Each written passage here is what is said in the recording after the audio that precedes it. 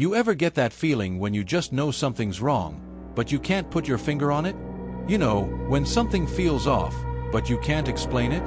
Imagine this. The police are called for a simple wellness check on a woman who's been out of touch for a few days. Sounds harmless, right? Maybe she's just busy or needed some time to herself. But what the officers walk into, it's nothing short of a nightmare. What was supposed to be a quick check turns into a scene so disturbing, it shakes the foundation of everything the police thought they knew. And here's the kicker, it all started with something so small, so insignificant, that it almost slipped by unnoticed.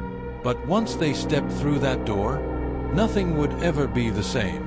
You're not going to believe how this one unassuming call spirals into a shocking revelation. Stick around, because trust me, you won't see the twist coming. Sarah Miller was just your typical woman living in a quiet suburban neighborhood. She was in her early 30s, a kind soul, always on top of things, with a tight-knit group of friends who relied on her. Sarah worked as an administrative assistant, spent her weekends volunteering at the local animal shelter, and had a close family who adored her. But recently, something was off. Sarah hadn't answered any of her calls or texts for days. That wasn't like her at all. Her friends tried reaching out, but all their efforts came up empty. A few days later, one of her close friends, Jessie, decided to take things to the next level. She called the authorities, asking for a simple wellness check, just to make sure Sarah was okay. It seemed like a harmless request at first. After all, people miss calls all the time. But Jessie's gut told her that something wasn't right. She'd known Sarah for years, and the silence was deafening. She couldn't shake the feeling that something was wrong, something bigger than just a missed message. Officers Smith and Johnson arrived at Sarah's apartment on a quiet Tuesday morning. The sun had just begun to peek over the horizon, and the street was still, almost too quiet. The door to Sarah's apartment was unlocked, which wasn't all that unusual for a woman who lived alone, so they gently pushed it open and stepped inside. At first, everything seemed normal. The apartment was neat, tidy even, almost too neat. It looked like Sarah had been going about her day when something stopped her in her tracks. The officers noticed a few things out of place, but nothing major. The air in the apartment felt stale, and there was a faint smell, something a little off, but it could have been anything.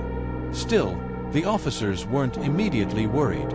It just seemed like an unfortunate lapse in communication. After all, people miss calls all the time, right? As they moved through the apartment, their eyes took in the details.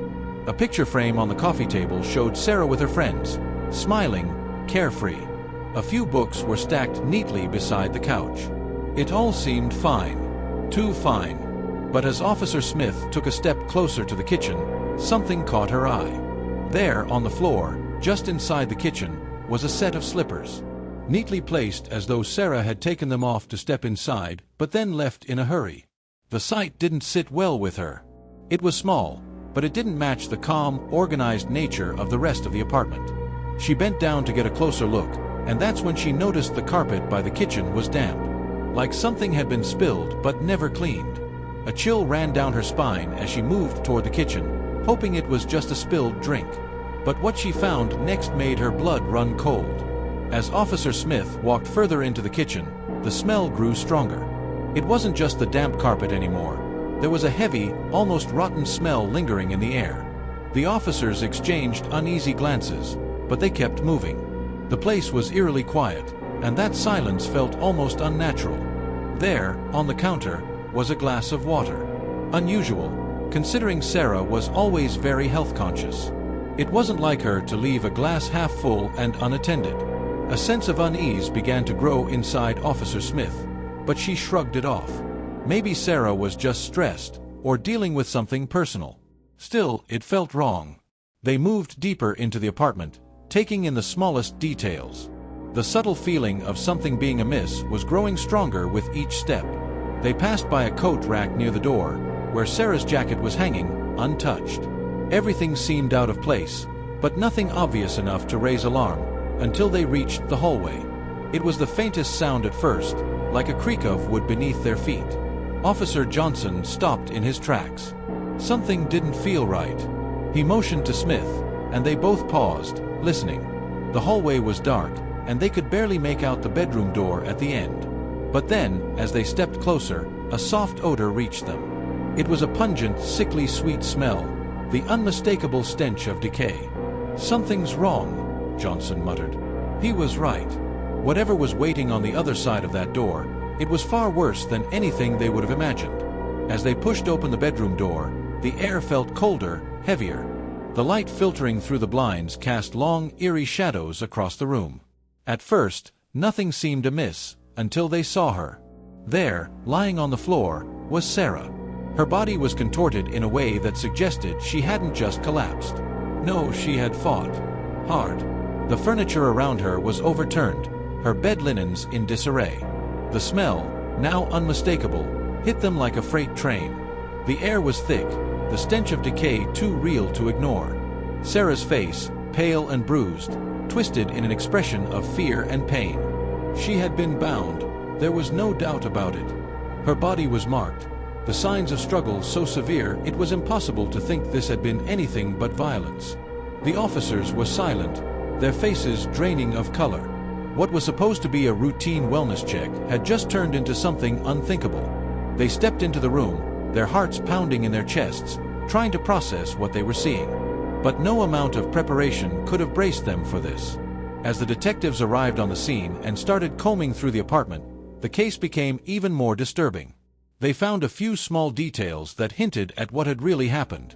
The apartment, though it seemed meticulously clean, contained strange clues that didn't seem to add up.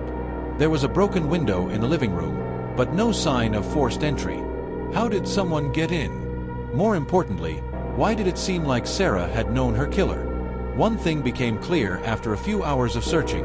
This wasn't a random act of violence.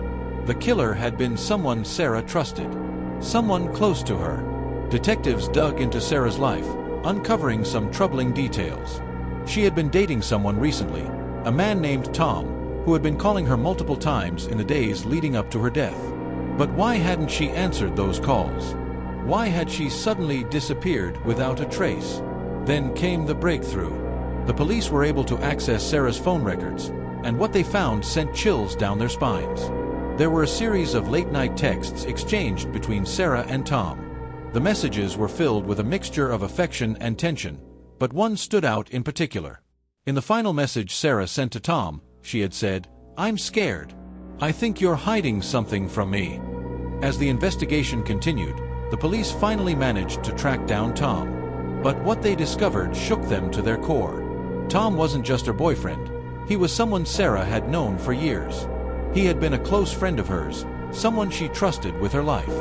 But behind closed doors, Tom was hiding a dark secret. He had been struggling with financial troubles, and Sarah had unknowingly become a pawn in his twisted game. The truth came out after weeks of digging. Tom had been secretly blackmailing Sarah, using their past relationship to manipulate her. And when she tried to break free, he snapped. In the end, the truth was far darker than anyone could have imagined. Tom was arrested, but the psychological toll it took on Sarah's friends and family was immeasurable. They had trusted someone who had turned out to be a monster. As Sarah's family tried to pick up the pieces of their shattered lives, one thing was certain: nothing would ever be the same. The wellness check that started so simply had uncovered a web of lies and betrayal. It begs the question, how well do we really know the people closest to us? The case wasn't just about a tragic death. It was about trust, manipulation, and the unsettling truth that sometimes the people we think we know the best are the ones who can hurt us the most. Before we wrap this up, I want to hear what you think. Do you think the signs were there all along, and we just missed them? Or was this the kind of betrayal that no one could have seen coming? Drop your thoughts in the comments below. I read every single one and love hearing your theories. And if this case sent chills down your spine, don't forget to hit that like button. Share this video with anyone who needs to hear this unsettling story, and subscribe for more true crime videos that dive deep into the mysteries we can't ignore. You won't want to miss what's coming next. Thanks for watching, and remember, sometimes the truth is more terrifying than we could ever imagine. Stay safe, and I'll see you in the next video.